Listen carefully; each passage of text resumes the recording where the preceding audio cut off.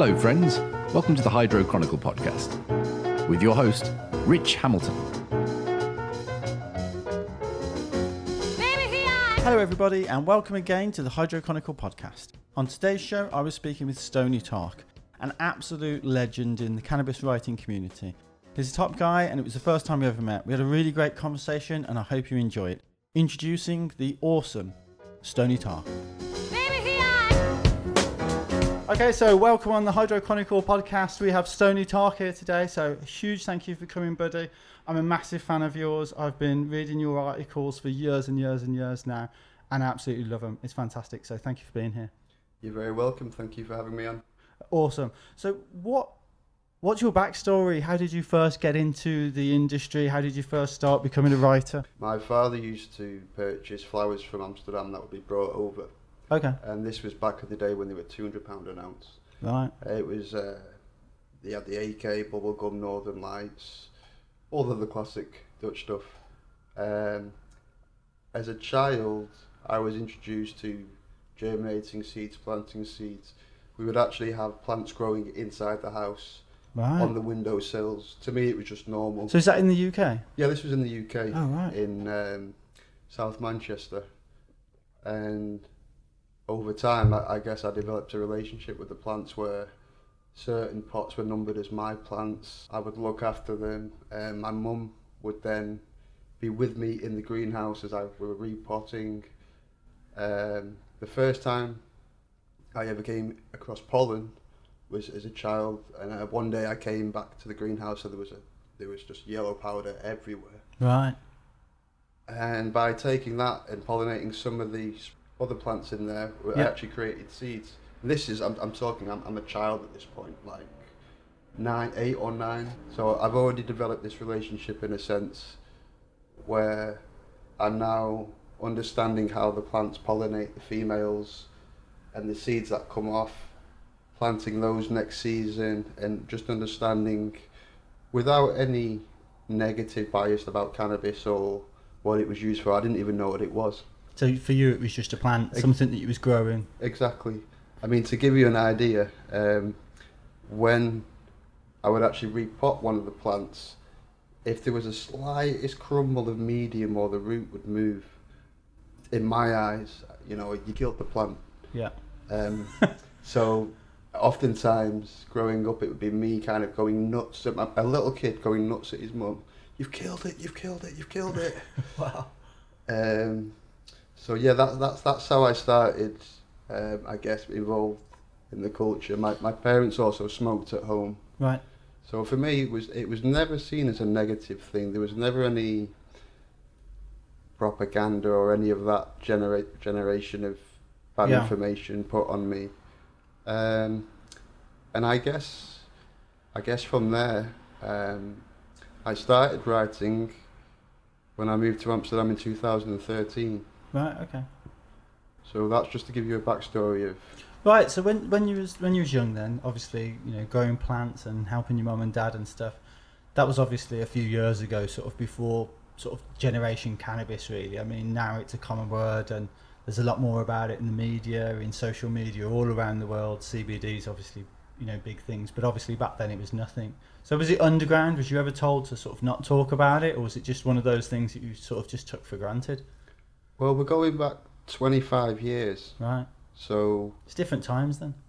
I mean, to give you again an idea of how much things have changed, back then if you were caught with a plant, you would get 4 months per plant. Right. So there were people in jails who were serving 5-10 year sentences for having the same amount that most people would grow now in their bedroom, or well, not in the bedroom, but in a small scale grow. Yeah, but I mean, even the summers back in England, you used to be able to have very, very good grows. And I don't think it was ever seen as a bad thing really in England, cannabis in that sense. I know we're a very heavy drinking culture. Yeah. But growing up, luckily, I became a product of my environment, and there was never any negativity associated with it. I remember in high school taking I used to go into the greenhouse and I used to chop off fan leaves at the end of the fan leaf. And I used to open up a CD and put it in the back of the CD, the fan leaf, Right. and take it into school, and then say to my friends, check this out. And then my friends, can I take it home? Can I take it home? And that's what we were doing as kids. Right. I had no idea it was illegal. I had no idea it produced psychoactive flowers. I had no idea. And if you think about it now, if anybody cut a fan leaf off one of your plants, you're going to know about it. Yeah. So with a naive mindset. So when did you first start smoking? And did you smoke flower, or was it sort of the resin, or? I think like every other group of kids, we all kind of threw up £5-10 in and bought. Yeah. Was it a quarter of resin? Yeah. No, you'd get Squidgy black if you're lucky. Yeah, 7 grams, 7 grams for a tenner or something like that. Which between you and your friends was just, a lot. So between smoking in the local forests and things like this, and eventually finding out about things like soft secrets. Yep. Which would be sold or you could get it for free in the local tattoo shop in Stockport. Right. And that was one of my earliest memories. I used to go down on the bus just to go and get that and bring it back. And then along with that, I would end up buying the High Times and things like this and kind of collecting those.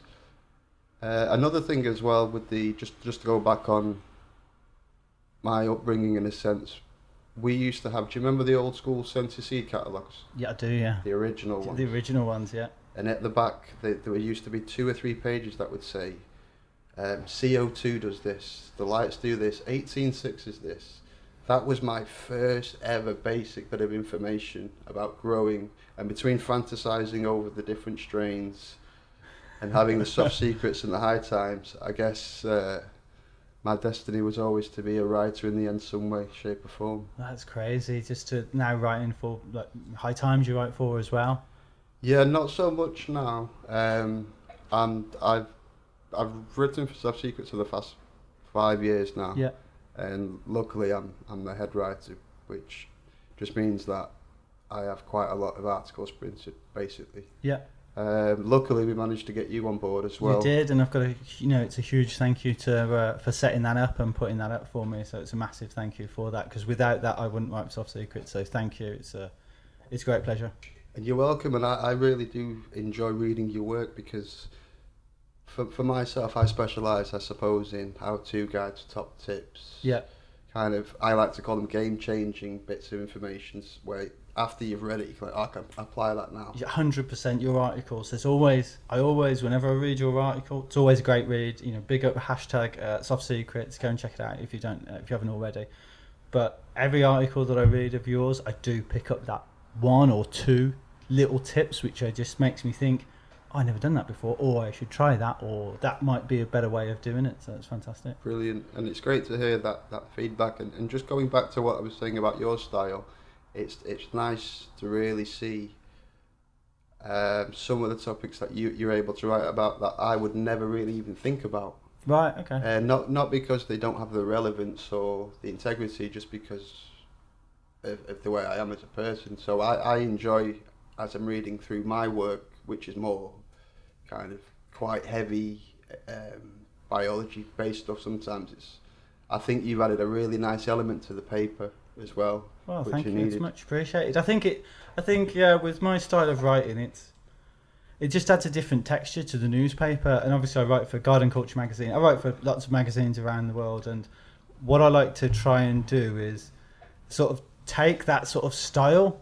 Not that I think it's a great style or anything, but it just adds a little. I don't want it to be the same as everybody else's, and I want it to have like a different texture, if that sort of makes sense. As you're reading through the magazine, it's good to have like your bit, which is quite sciencey and quite how-to, and knowledge and the experience that you've got is second to none. And then have sort of my style, which is a bit more sort of opinion-based and a bit sort of more sort of story-ish, or if I'm out and about doing things. So I think it just adds a different element. And more elements to it, I think, is better. Absolutely. And what I do love about Soft Secrets is they've chosen to always stay in the grow, anything cannabis related, growing, breeding, cash, flowers, cups. It's not so much investigative journalism or the more airy-fairy stuff that some other magazines like to go for. And just on a side note, I do find that there's a lot of misinformation out there on many blog sites, on many magazines. There is, yeah, and on podcasts, you know, Stoney. There's certain people, or like you say, on blogs, they're putting the information out there and they think that they're right, and that's fine if they think that they're right. But for sort of kind of like people like me and you and other people that are in the industry that have that experience and have that hands-on practicality, is that we know that that's not necessarily right. And I get really frustrated when I see people listening to this advice when I know it's the wrong advice. And I honestly, sometimes I don't think that these people know that they're giving the wrong advice. Yeah, unfortunately, I think I call it a copy and paste culture. Yeah. Where a writer has been assigned a job and literally sent your work as reference. Can you write something similar to this, right, etc., yeah, etc. And they're only trying to do the best job they can do, but unfortunately that ends up becomes watered down to something that's almost no longer based on practicality or physical experience, and it's really 1 + 1 = 2 type stuff. Yeah. Which is great for SEO and marketing and branding. I understand that's important, but jumbled in with that there is a lot of misinformation, unfortunately. And I'm not trying to say, oh, we us two guys are the best, etc. But to the listeners, try and source as many references as possible for anything. You could be. It doesn't necessarily have to be cannabis. It can be learning computer software. It can be learning an instrument. Anything. Yeah. It's always good to get the best of three, in my opinion. Yeah, 100%. My girlfriend's got a name for it. I can't remember actually what she calls it now, but it's kind of like if you're starting to feel ill, or you've got a rash or something, you go onto Google within sort of 10 minutes. You've got brain cancer, you've got a tumour, your leg's about to fall off, and it's just a lot of it's rubbish. So it's a great top tip is to get 3 points of reference. If there's something that you want to find out about, get as many reference points as you can. That's a great idea. Yeah, I mean, another thing also, I kind of have always avoided forums. Yeah. Because even if right now you would go on Google and say, why are my plants turning yellow? Throughout the thread there will be 95% of people debating pH and EC. Yeah. Rather than trying to diagnose a problem. Or it always seems to kind of be jumbled into one big thing, and unfortunately, like you say, Google is the go-to place now for answers, which is great on one hand, but it's also very, very easy to get misled.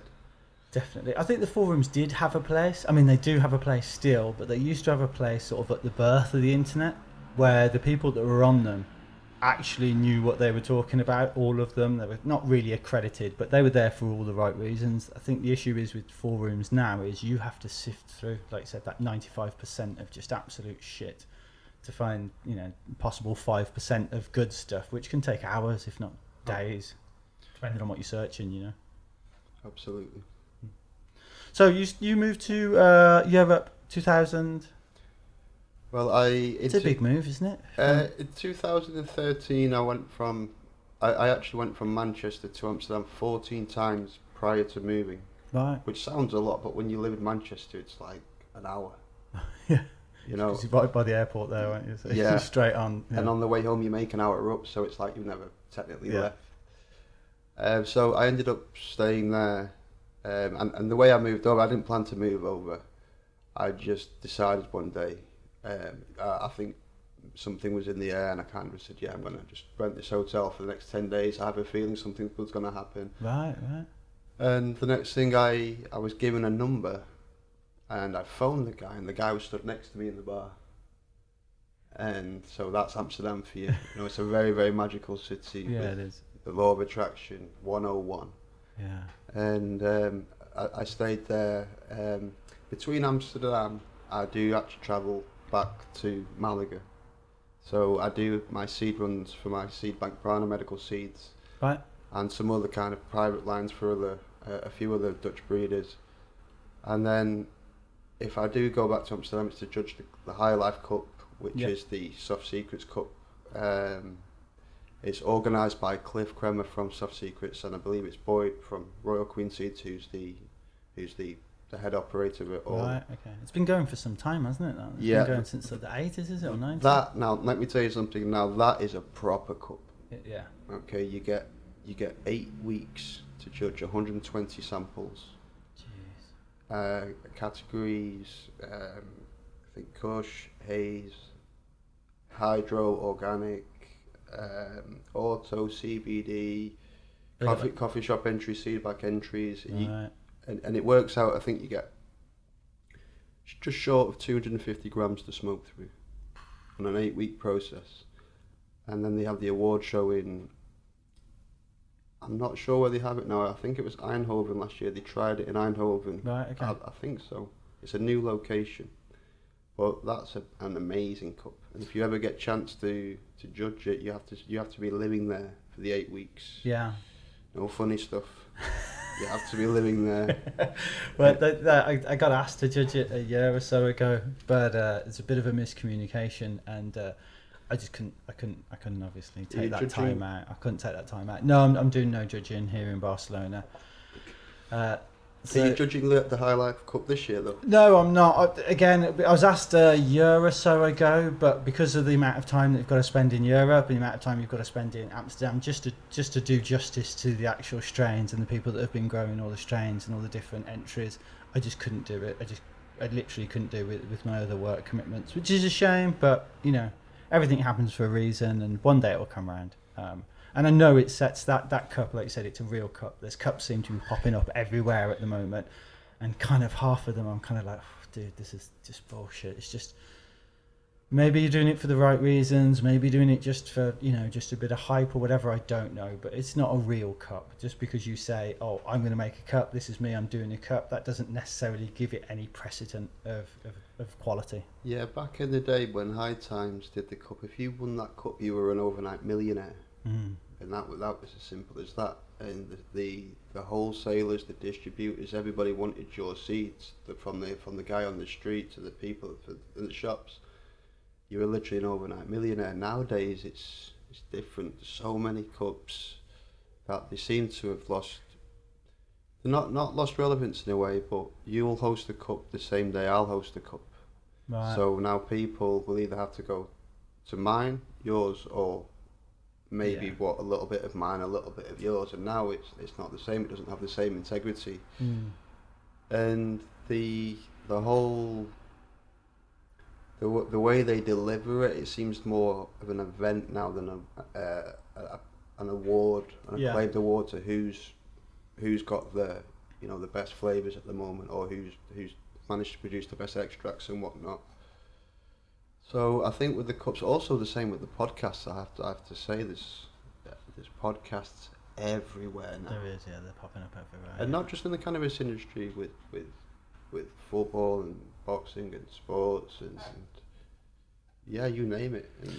Yeah, there is. I mean, I with us here, we wanted to put a podcast together, the Hydro Chronicle, because the one thing after writing the books and doing all the articles and being on the ground, and seeing people in the UK and communicating with growers, you know, from LPs and non-LPs, what I noticed is that you could write the best things in the world. You could write articles and give tips and trade secrets that could make people better growers all day long. But there is a vein of people that just will not read. They won't read a book. They won't read a magazine. They won't read an article. So that was the whole sort of idea behind it, was that I thought if we did something that was audible and you could just listen to it, chuck it in your car. We was thinking about it sort of before the big sort of podcast craze hit off. We was looking at doing a free CD. I mentioned it to Eric at Garden Culture Magazine and Maximum Yield, Toby at Maximum Yield, and the idea was that we would do a 30-minute grow tips CD and leave it and put it free, so people that don't want to read the magazine, which is fine, take the CD, put it in your car, you listen to 30 minutes whilst you're driving somewhere and throw it away. And just with technology, we thought, well, podcasts is the way to do it. Yeah, it's interesting you say 30 minutes, because I think analytics on Netflix shows that after 25 minutes, this is when most people will zone out. Yeah. I know I actually do. I actually check after the 25. After hearing that, I always check out when I'm listening to a 3-hour Kevin Jodry podcast. Yeah. And after my first kind of distraction, or I start thinking of something else, I look and I'm literally 22, 25 minutes in. Every single time. So we're now in an era where not only do we have to reply to everything there and then, yeah, but if something can be, and I'm guilty of it myself, unless something's ready to go on YouTube and I can put it sideways on the phone and watch it all, listen to it, given that I know after 30 minutes I'm going to be drifting off, it seems to be easier to deliver information to people in that sense. Yeah. Despite how good your marketing and branding is, people just seem to find that right now moment, here and now, I can play it go. Yeah. Is a lot easier, more practical than literally opening up the laptop and plugging in the headphones and definitely, and making it a more of an emotional connected experience rather than just a quick now. Yeah. Like what we do with social media, if we get a WhatsApp now or an email or an Instagram, or I think 2/3 of us statistically have to answer now, and there's a third of us who are still quite old school. So trying to tap into that modern day way of delivering information now, it is very much so infographics, video, dancing, literally spelling it out for people nice and simple. Yeah, it is. It is. It's that almost disposable culture, isn't it? Like you said, they want to see it, they want the picture, they want the brief description, and after that, some people they just turn off. So 2013, when you moved over to Amsterdam, how did the writing start at Soft Secrets? What was the? Because obviously you've got all that experience, you've literally been brought up around the plant, you know. Well, it's a funny one because I was at the High Life Cup, not as a judge, but as the 1 day judge, which you basically, it used to be on Cannabis Liberation Day. If you've ever been to that. Yeah, I have. Yeah, and you get to be a judge on the And it's a very small, cozy little tent at the back. Really, really simple stuff. Just with a board, A1, B1, etc. And you go up and you would just pick one. And the young girl and the guy would literally just give you one, and then you go back to the table and smoke it. And it's the first time I met Cliff. Right, okay. Who's the chief editor of Soft Secrets, and I said to him, I'm going to write an article for you about LED. You don't have to pay me for it, I just want you to print it, because it's a great article. And he said, it's okay, I'll pay you. And then from there, we kind of hit it off. And now I have a very, very good relationship, I believe, with Cliff, who's a fantastic employee.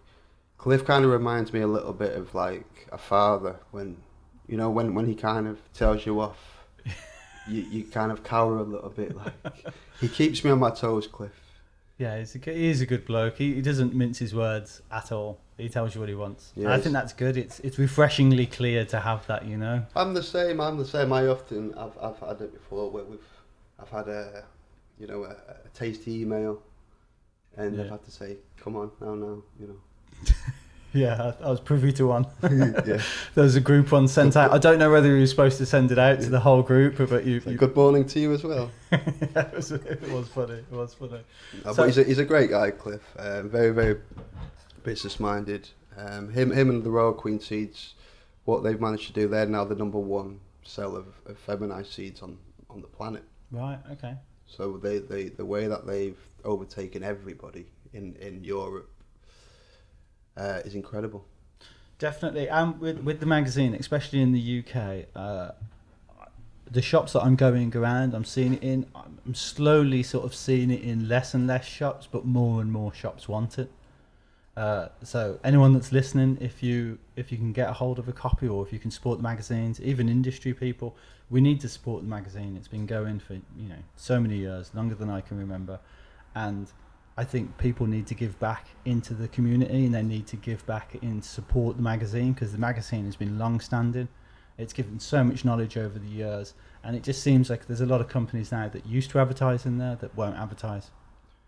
Yeah, I think that's a bit disappointing. That could also be a case, though, of just the modern day marketing and branding model that people are following now. The digital way, it's very hard to try and it's not, I wouldn't say it's hard, but there's only a select audience now that will choose to continue advertising in magazines or have a physical presence there, when there's a lot more people who are now into more digital marketing and whatnot, and just paying a company to do everything for them.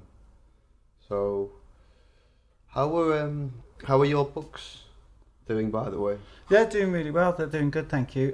We've got the one up on iTunes at the moment in 27 different regions, and that sells. I see the numbers through that, and I sell more through iTunes than anyone else. There's a lot of people that kind of poo-poo Apple a little bit, but I really respect and rate them, because they do. If you have like a book or a CD or some music that you want copyrighted, that's why I went with Apple and I went down the iTunes route, is because they do protect the people that they serve really, really well.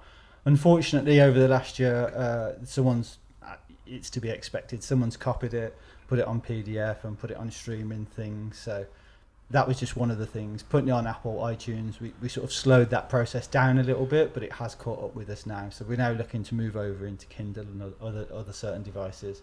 But the book's doing really well. Book 5's out later this year. We've got a contract signed for an American book. That's pretty much done and dusted. We've just got to go through some finalised things. The Americans are a different breed. They're contracts. There's contracts for the contracts, disclaimers. It's crazy, but it's doing really well. It's doing really well. I'm surprised you haven't got a book out yet, dude.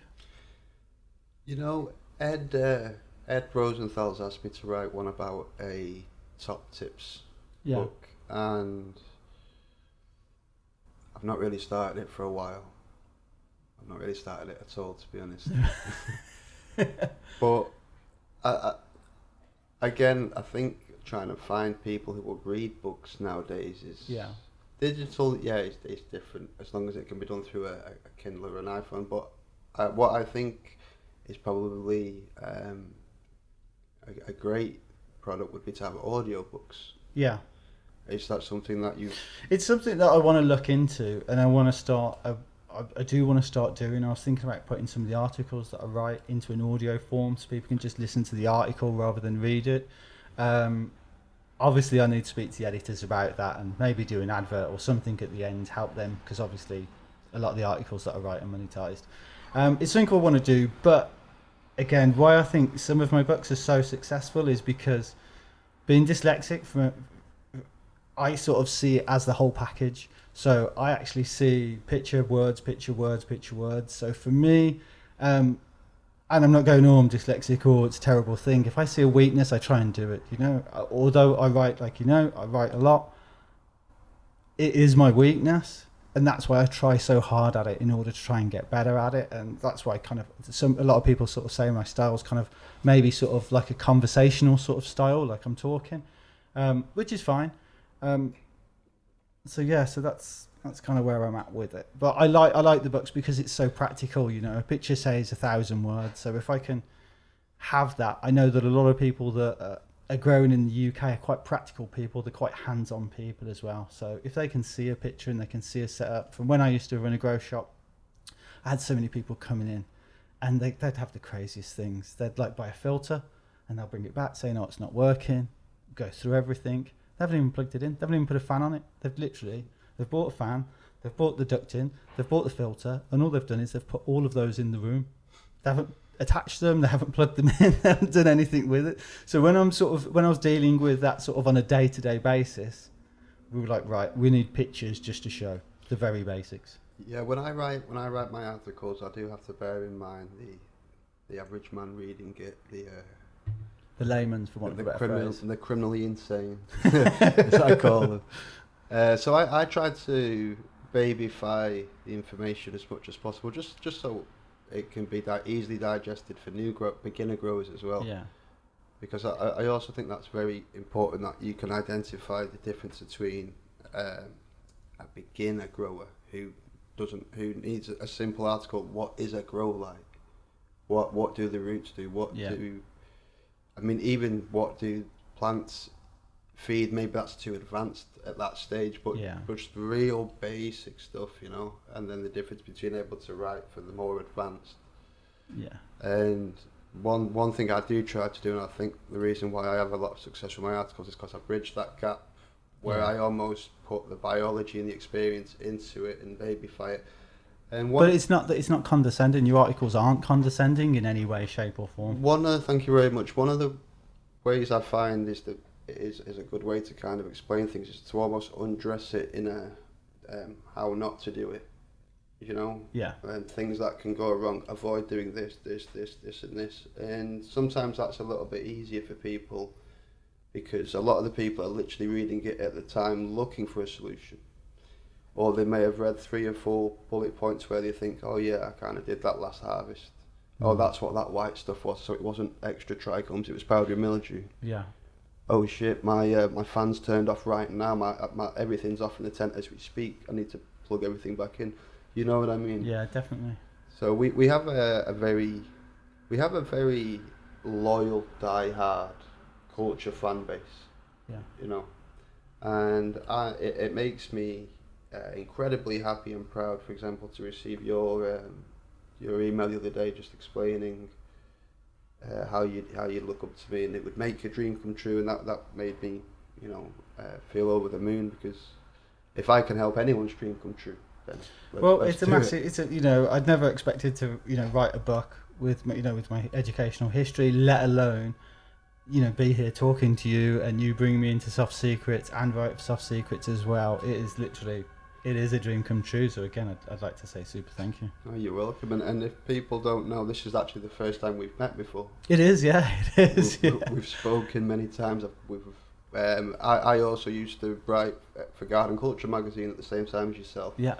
And then we both kind of jumped back to Soft Secrets. So, but there is a little bit of history, and yeah, this is the first time we've met. Yeah, it's and crazy. it's fantastic to see you doing very well. And well, I'm pushing. You know, I'm trying to. For me, look, some people are into football, some people are into whatever they're into. Okay, I'm into hydroponics. I'm into growing, and that's me. If I didn't have a job in the industry, I'd still be in the industry. This is what I think about when I go to sleep and when I wake up.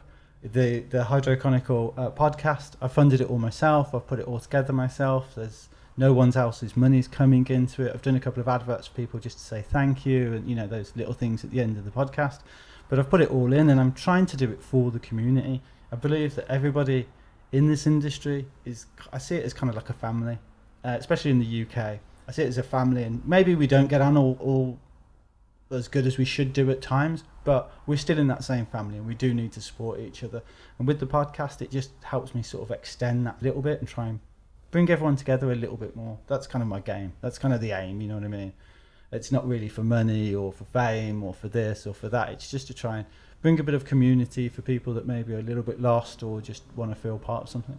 yeah, I think we also are at the pinnacle of cannabis now. Maybe a lot of youngsters don't realise it, but this right now is the best it's ever been. 100%. In terms of the strains, feminized strains, autos, the advancement in breeding medicinal cannabis, the coffee shops here in Barcelona now, the social clubs, the dispensaries in California, as we just talked about 15 minutes ago, the abundance of cups. Yeah. The ability to be able to produce a podcast, create a book, create an audio clip people can listen to. It's all a form of education mixed in with heavy branding and marketing. And we're seeing now cannabis for the first time going from the point where you would never be seen with any kind of t-shirt or logo or paraphernalia or anything like that. Nothing. And if you were that guy, you would never be. I would not go anywhere near you. You know. 100%. Yeah. Or with the tattoo, excuse me, the cannabis leaf on the arm. Yeah. And now we've almost shifted to a culture where, through the Cookie family and Burner, Yeah.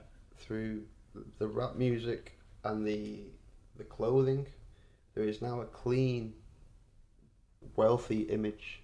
And if you can dress like this, then we know you're smoking good. We know you spent a lot of money on your flowers.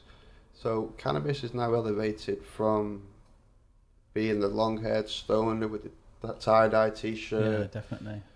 to the guy whose clothes probably cost more than what you're smoking.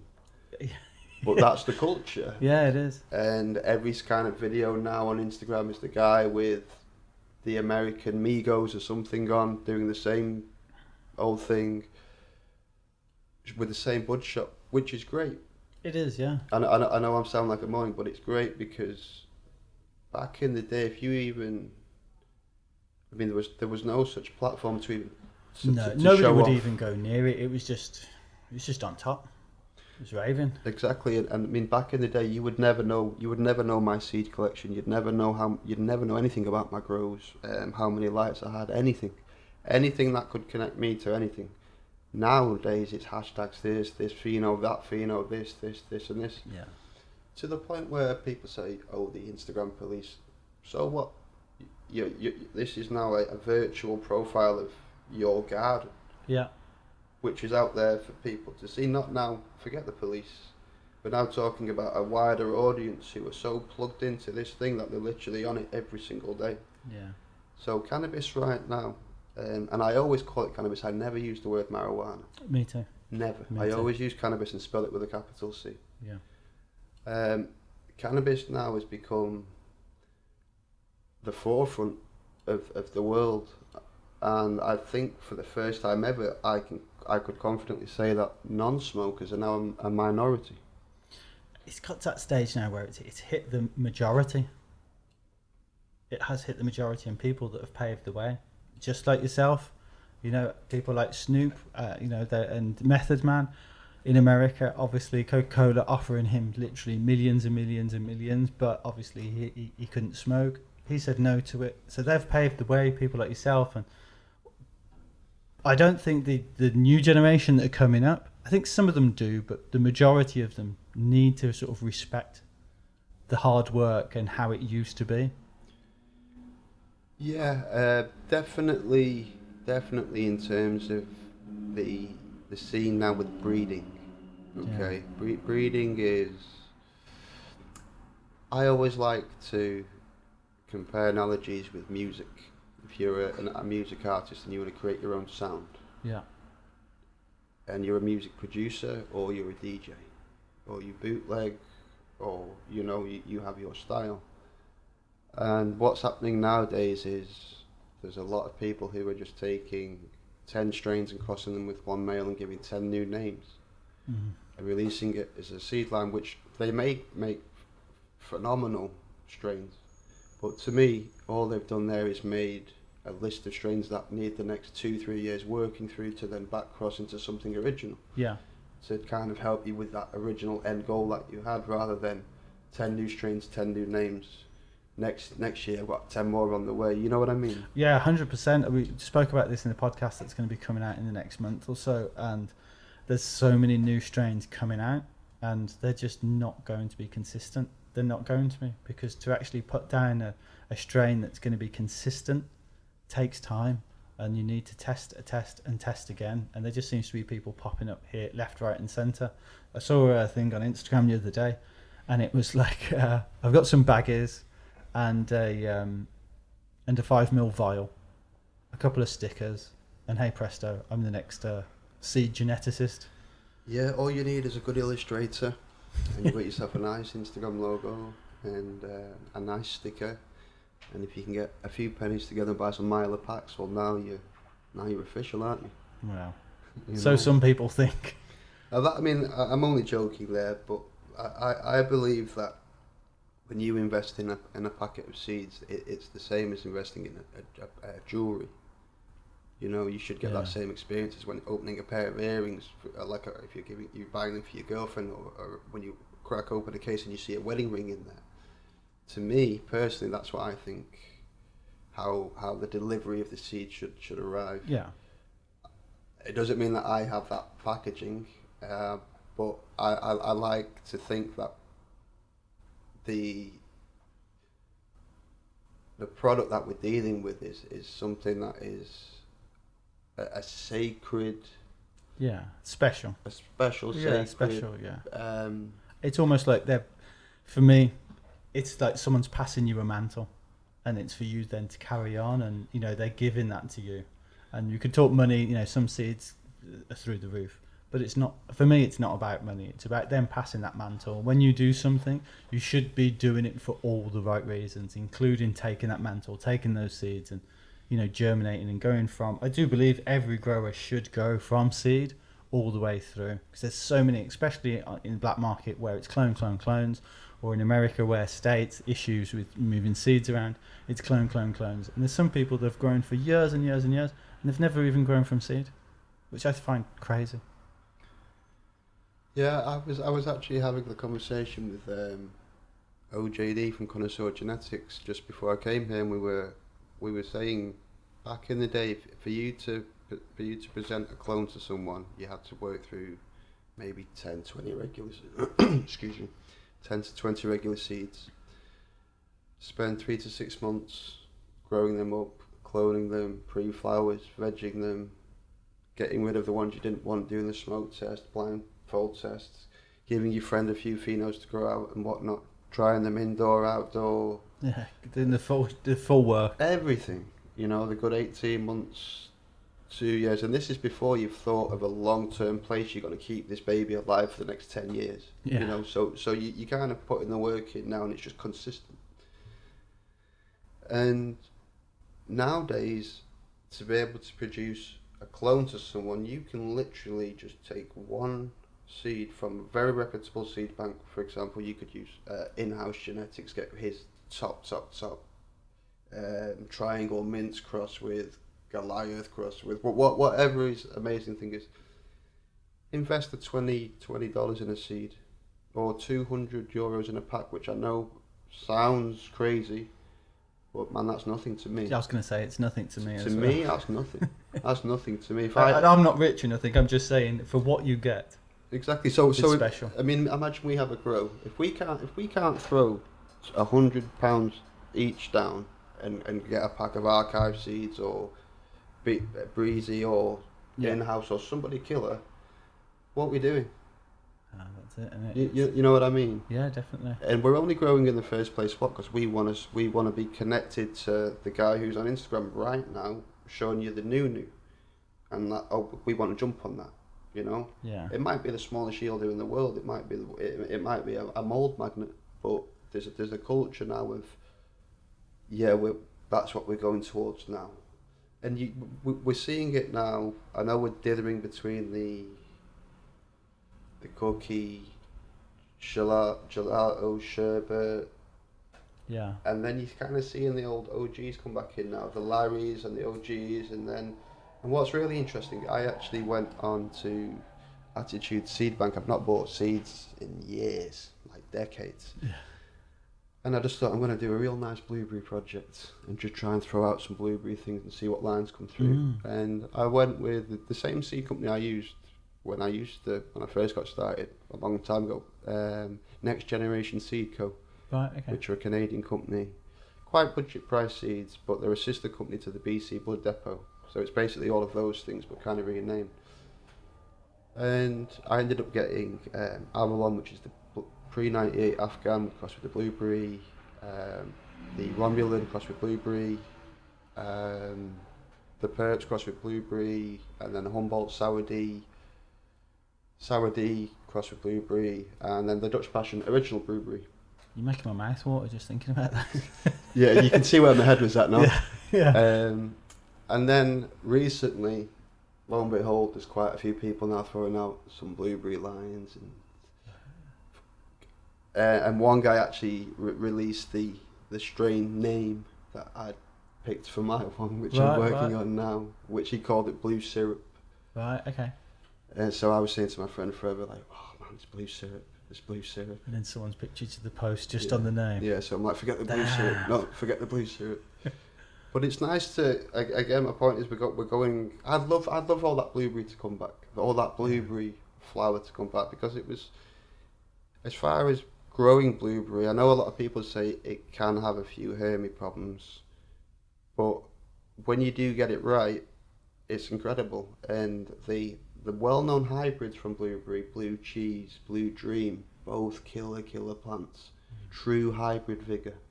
So I just wonder what else I can tap into by going into that old school blueberry line which is kind of just a fruity Afghani to begin with. So when you're finding these Afghani crossed with the blueberry lines, now you're gonna find that solid berry sweetness that can then go into any direction. So when are you thinking of bringing out? You thinking of bringing out a seed then? What, the blueberry? Yeah. Are you gonna just rename it and bring it out for all that work, or what's the plan? The plan is to take a male blueberry cross with the perps and cross that into all of the blueberry lines that I just named. Right. And then from the F1s from there, I want to find something special and then back cross it to the original dad. And it's a lot of work. It's worth it. It sounds like a lot of work, and it is, but just to reflect my point before, where most people may release 6 or 7 strains from that's just a library now for me to work through. Yeah. You understand? Yeah. And so technically you may not see those strains for another 3 years because it's taken me so long to work on it. And like many others, we're one-man bands, and when you're a one-man band, it's not so easy. And so you will see something. You will see the blueberry stuff for sure. At the moment, I actually have something that's really, really, really special. It's from a Cherry Hills from Thug Pug, and it's throwing out. The only way I can describe it is taking fresh garlic clove, cutting it, and with the oil on your fingers, then dipping it into Parmesan cheese and rubbing it together, and just waving it very quickly in front of your nose like this.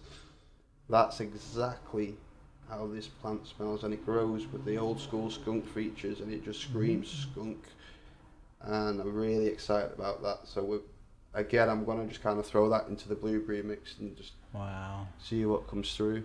That would be incredible. I mean, I'm Birmingham, so everyone's known in the UK. Birmingham's a big cheese area, so anything with a bit of cheese on it.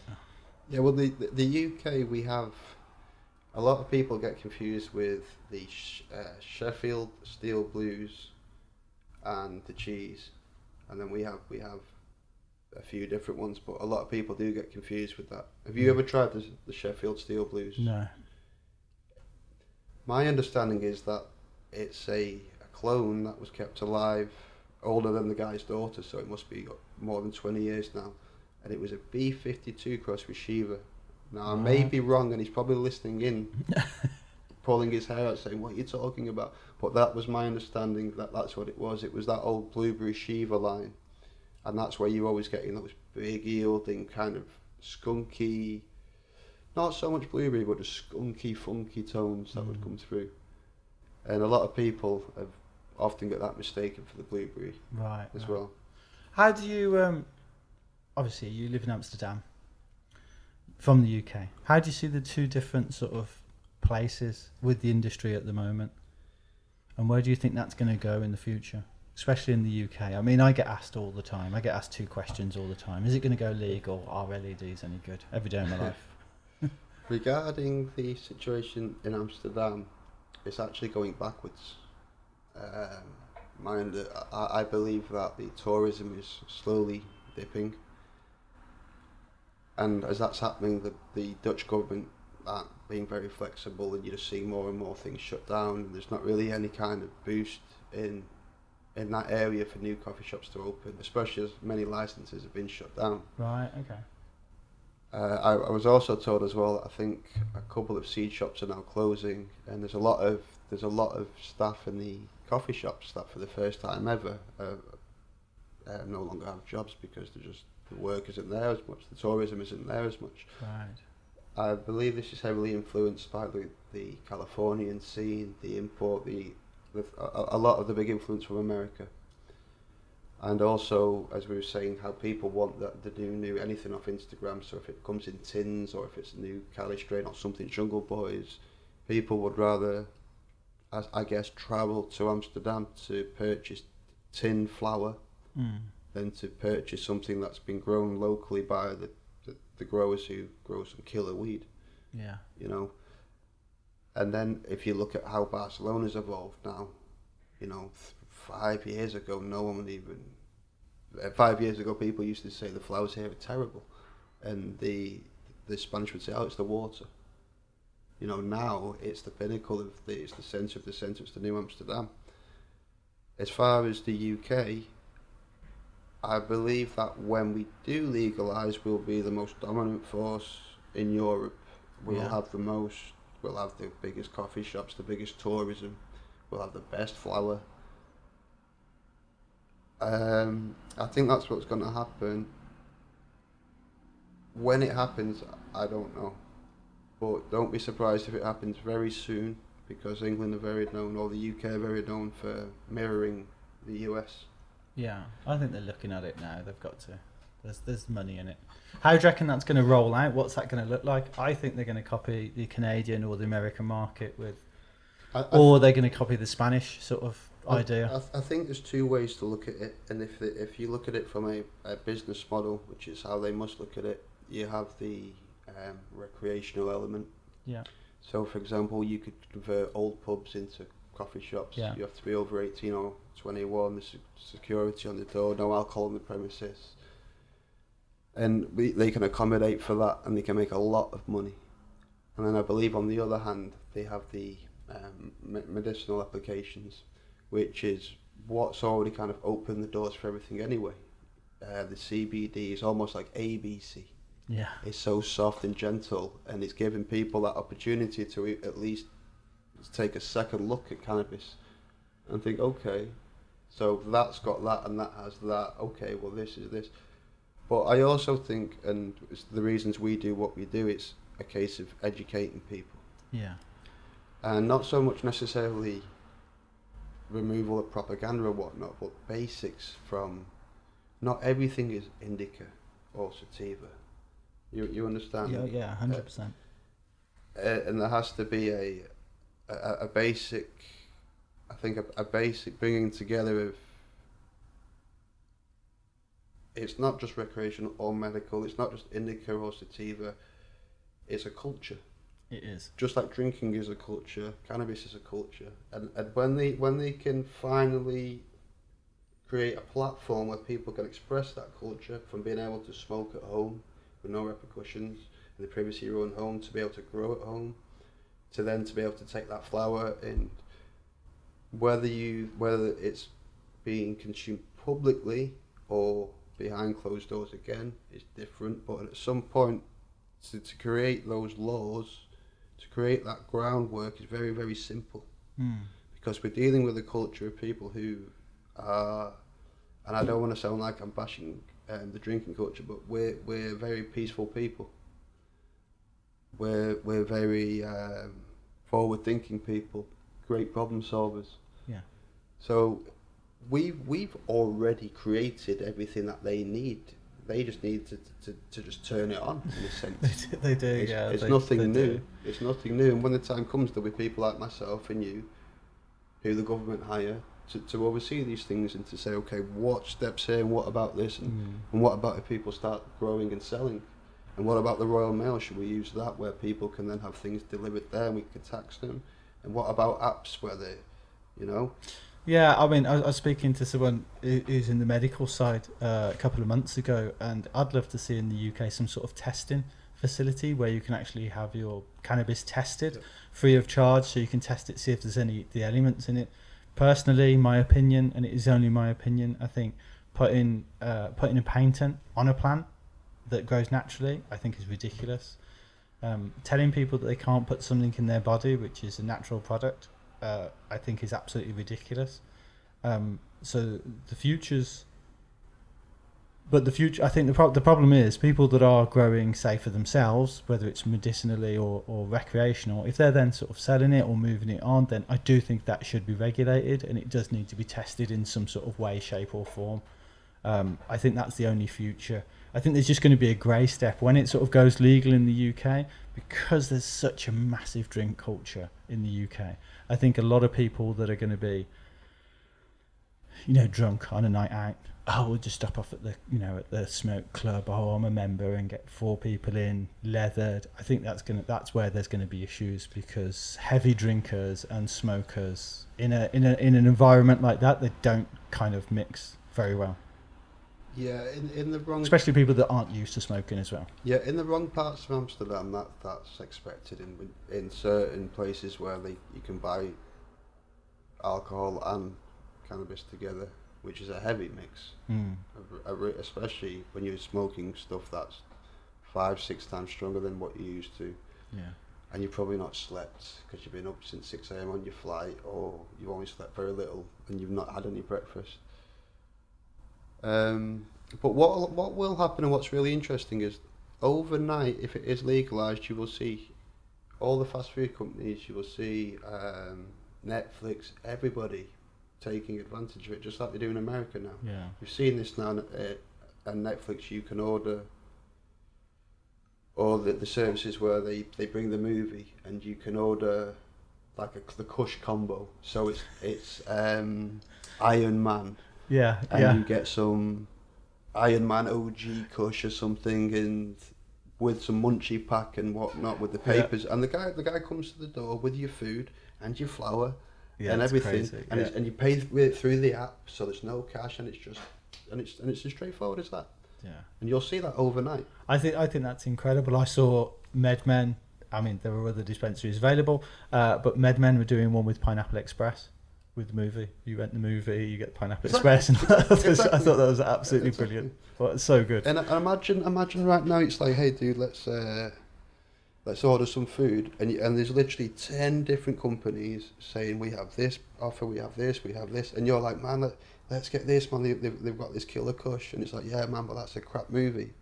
You know, well, but what about this? The great movie, yeah, but a crap offer. You know, well, let's get that one and that one just so we can get the flowers and the hash off that one, and we'll watch this movie and not watch this one. And that's how it's going to be soon, and that's just a very, very small part of the entertainment aspect that that people are going to take advantage of, because it's, again, there's no criminal aspect, there's no bad light on it. It's home. It's in your home. It's entertainment. It's happy. It's food. It's socializing. It's movies. So that stuff's okay, and you're seeing it already happening. So it's a case of just working people to the point where they can say, "What's CBD? And what's THC? THC is the stuff I don't want. Oh, well, maybe it is the stuff you do want. Yeah. But this is what THC is." And then it's just that basic information. Yeah, definitely. Going back to that point you touched on about with the music as well, with strains, and I think if you look at sort of cannabis as kind of a music, people listen to different types of music, and I think that's kind of the same for strains. Bear with me, this is a stretch. That some strains just work better for certain people. So one strain will have, slightly different effects from person to person as it's gone around, and I think a lot of people out there, they need to find that one strain, especially in the black market. They're unable to do that because they've got one, maybe two, maybe three guys or girls that they see that they get their stuff from, and they've normally got 2 or 3 strains, that's it, and they're using that to make money. They're not sort of offering a medical service, and that's why I love some of the dispensaries in America, because they tell you the effects. They ask you, if you want to get off your face, that's fine, we'll point you in the right direction, we'll let you know the effects. But if you've got a back problem, you're suffering with depression, your leg hurts, you've got shins, whatever it is, they will steer you towards the right strain or sort of a variable of strains, and then they'll also tell you the effects of those strains. Yeah, I personally suffer with, I have a curved spine, I have multiple scoliosis. Right. I had it ever since I was a child, so for me, I'm working on a laptop a lot of the time with my head down, and between the gardening work, I personally find, and I only discovered this when I was old enough to find out, but cannabis helps me massively in terms of my flexibility, the pain control, not locking out the cramps, the anxiety that comes with it. Yeah. I also have a very bad knee problem just from walking everywhere my whole life. My left knee is worn out very badly. Again, CBD and hash and Kushes help me very much so. That's me personally. Yeah. And one thing I also want to touch on is they're the physical therapeutic aspects that we can see and we feel. But one thing that we don't really touch on, and now is maybe a great time because everyone's pushing mental health. Yeah. Well, I personally use cannabis for my mental health.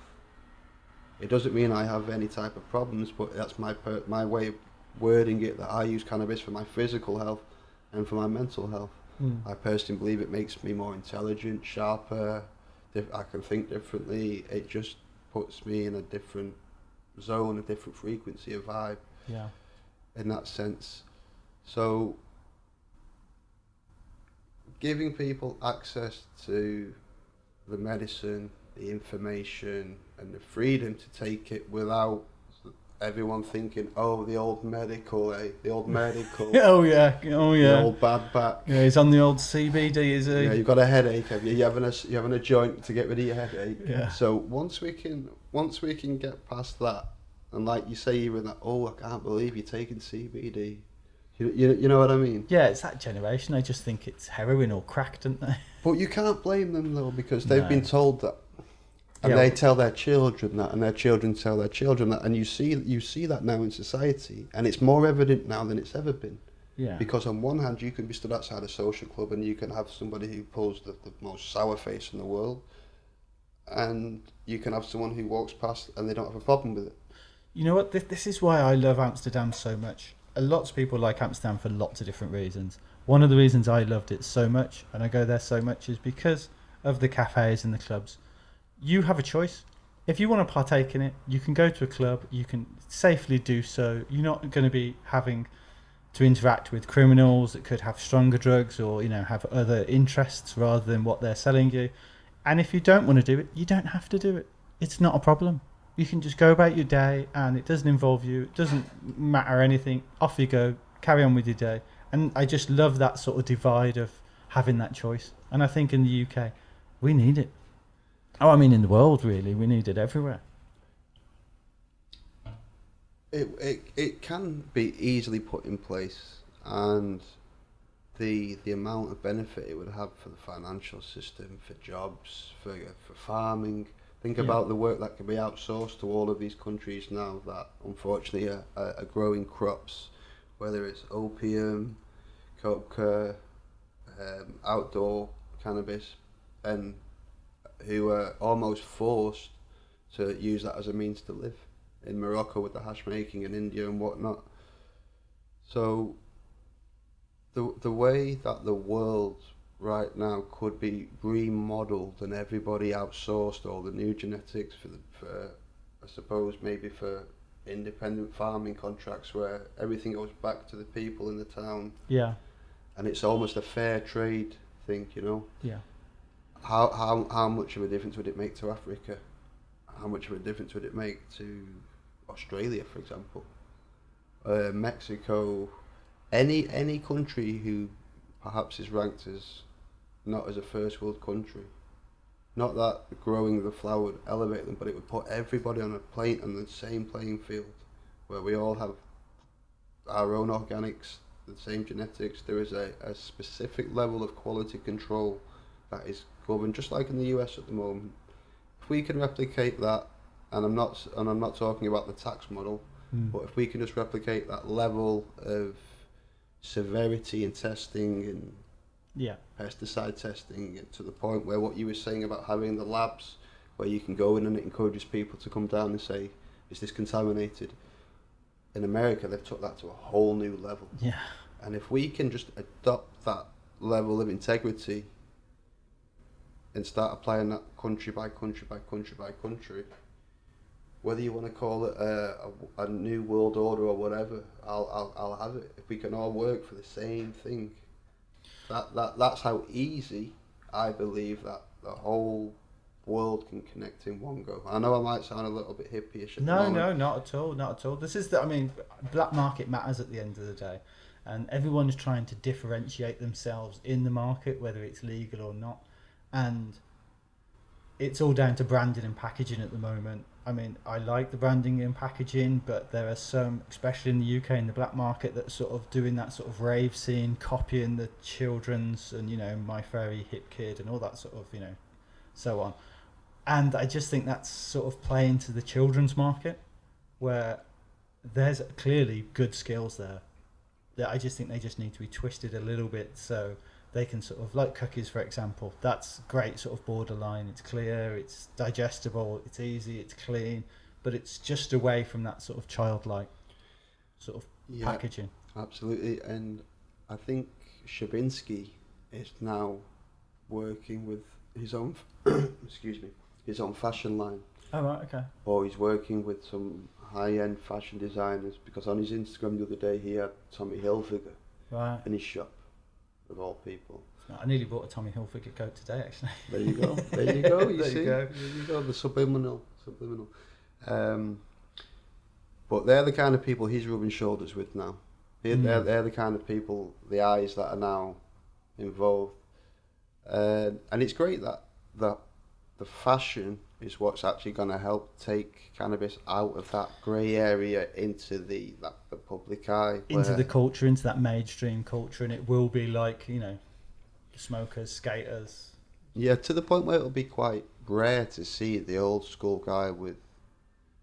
I mean, I personally like to wear like kind of business suits minus the tie and the shirt smart open. casual, Yeah. The kind of, I want to look like the lawyer type of thing.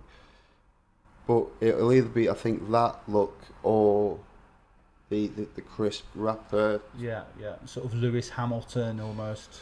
Yeah, or new age. Or the new type of person who associates cannabis as a wealth symbol, you know, as a wealth trigger, and prides themselves on having €100 blunts with, you know, incredible clothing on at the same time. Yeah. I was in the States, I saw $1,000 blunt. Yeah. It's crazy. Well, again, it's like a wealth status out there now. And out here, not at all, because I think there's a line out here, isn't there, where it sort of gets a bit too much, you know? You wear a bit of branding, that's cool, you're sort of part of the culture, it's acceptable, like we was talking about earlier. But then if you go too far, you've got a gold blunt in your hand, you're dripping in gold, and you sort of look like a spliffed up version of Jimmy Savile. You know, you're gonna look like a dickhead. Yeah. Straight up dickhead. You walk into a club looking like that, you know. So there is that line. Yeah. It's good though that it's getting so much attention, especially the fashion world.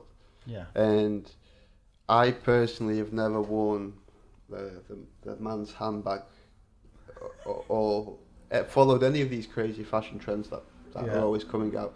But we are in a time now, I mean, look at this corona thing. Everyone, you tell them what to do and they do it. Yeah. We're in a time now where if you wear the new Tommy Hilfiger Shabinsky line, even though it's nothing to do with weed, now you're going to wear it because it's, in your mind, Shabinsky. Yeah. And all of a sudden you're dressed in Tommy Hilfiger gear, which you would never have worn in a million years normally. Well, this is it. This is what, going back to that coat, I really like that coat. I spoke to the missus, she was just like, Rich, that coat's not for you. You're not a Tommy Hilfiger type of dude. You're a skater from the 90s, you know, you dress like that. Don't try and be something you like. And I'm like, yeah, but it's a really nice coat. She's like, no, it's not for you, mate. I think it's when people dress smart, I think it looks great because you're investing in yourself. And I hear a lot of Americans joking about, they call them chads. The guys, they're like the business wannabe investors who come with the blazers and the shirts with the shorts and the man bun. And they're basically describing me. So I'm kind of like, well, what's wrong with the chad, you know? Oh, yeah. But it's good that even the chads, and I know everyone's going to be like, F the chads, but even the chads are cleaning the image up. And now you're going to start seeing a lot more, you're actually seeing a physical push in the more recognition of women in the cannabis industry. Definitely. So that's now coming, and it's not just a male-dominant industry like it used to be, where people think the guys growing it are the males, the guys selling it are the males, they're selling it to some other guys, all these dodgy guys. But it's not always been like that. Sometimes there's some killer female growers in the garden, definitely. working the females in the dispensary, and so you're seeing a lot more of that now, and that's really good. It is, yeah. I mean, hashtag spoiler alert, I'm in the middle of an article, women in weed. Okay. So yeah, I 100%, I want to see more women in weed, and I want to see them getting involved. I was in Strain Hunters yesterday. They had a picture of Richard Branson on the wall. He was in that. I thought that was incredible. I bumped into Mara, and there's a couple other. There was a bit of a sort of a girls group around there, and I thought that was fantastic to actually see them coming out for the forefront. I know that Dr. Callie Seaman's here, who's part of Aqualabs, who's behind Shogun Nutrients. Yep. Also Silver Bullet. She's just starting a new company. I think it's called Canalytical. That's going to be testing plants, whether a male or female, but you can do it sort of genetically at a very early stage, sort of to save time for the genetics and stuff. So that's really interesting. But it's great to see these people that are starting coming through. There's also Dr. Danny Darlington, I think it is, if you've heard her. She's got a book coming out, which is like a doctor's guide to CBD, which I think is what we need. More women, more information, and more education. Yeah, I personally find having women working in the coffee shops in Amsterdam works incredibly well. Yeah. And they do it also a lot of the times out here. If you ever have any kind of coffee shop set up with groups of rowdy guys, having beautiful women working behind the bar. Takes the edge off, doesn't it? It takes the edge off, and they don't take no shit either. No, they don't. And Not at all. And they'll send you to the back of the queue in front of everyone if you get out of line. It's like tuck shop when I was at school. Yeah, but my point is they're brilliant on the front of house, and I know that there's some killer female growers at the back of house.